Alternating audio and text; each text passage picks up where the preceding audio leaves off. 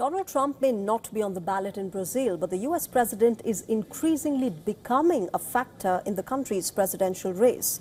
With Brazil heading toward a tight election in October this year, Trump's relationship with the country's main political figures is drawing growing attention.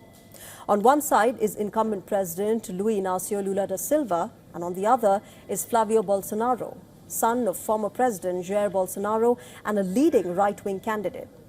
Both men have visited Washington in recent weeks, and both have sought to present themselves as capable of managing Brazil's most important relationship in the Western Hemisphere.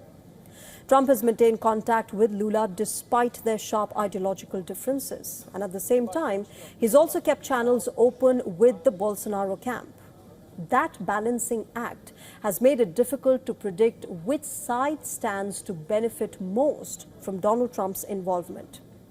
But recent U.S. policy decisions have already become political talking points. Washington's move to label Brazil's two largest criminal organizations as terrorist groups was welcomed by the Brazilian right. Flavio Bolsonaro quickly presented the decision as evidence of his ability to work with the Trump administration on security issues.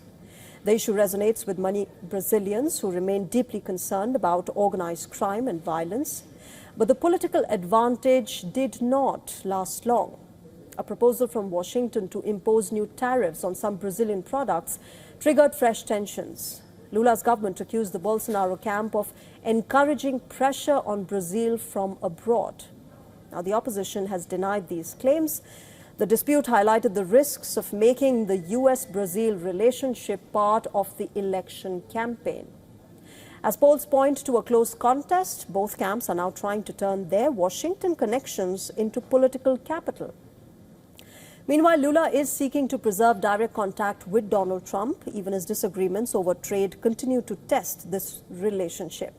With both leaders expected to attend the G7 summit later this month, attention is now turning to whether they will meet again.